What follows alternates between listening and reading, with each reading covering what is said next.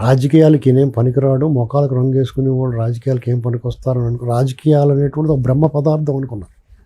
కానీ సంప్రదాయ రాజకీయాలు తునాతునకలు చేసి ప్రజా రాజకీయాలు, ప్రజల మధ్య రాజకీయం, రాజ్యాధికారం ప్రజల చేతిలోకి రావాలి, బడుగు బలహీన వర్గాల చేతిలోకి రాజ్యాధికారాన్ని తీసుకొచ్చి ఒప్పగించాడు. ఎందుకంటే అప్పటి వరకు రాజ్యాధికారం ఎక్కడ ఉండేదంటే దేవుడిల్లోనూ, గడియల్లోనూ, భవంతుల్లోనూ పెత్తందారుల చేతిలో ఉండేదండి. ఆ గడియల్ని, కోటల్ని, గోడల బద్దలు కొట్టి ఆ రాజ్యాధికారాన్ని తీసుకొచ్చి ఓడల్లోకి ఇచ్చాడు. బడుగు బలహీన వర్గాలకు దగ్గర చేర్చాడండి అనేక మందిని. రామారావు గారు వచ్చిన తర్వాత అనేక మంది విద్యావంతులు, బడుగు బలహీన వర్గాల నుంచి బాగా చదువుకున్న వాళ్ళు, వైద్యులు, ఉపాధ్యాయులు, అధ్యాపకులు, ఇలాంటి వాళ్ళందరూ వృత్తి కళ, వృత్తి నైపుణ్యం ఉన్నవాళ్ళు, సామాజిక సేవలో తరించిన వాళ్ళు, మంచి పేరు తెచ్చుకున్న వాళ్ళు, ప్రజలు చేరుకున్న అటువంటి వాళ్ళందరినీ సరికొత్త రాజకీయాన్ని పరిచయం చేశాడు.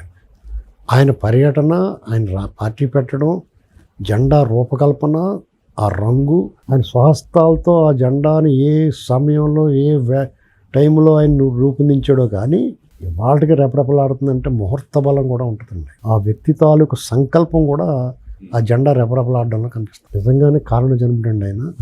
యుగ పురుషుడు, యుగానికి ఒక్కడని ఎందుకంటున్నామంటే ఆయన రాజకీయాల్లో రావటమే ఒక సామాజిక విప్లవాన్ని తీసుకొచ్చాడు ఆయన.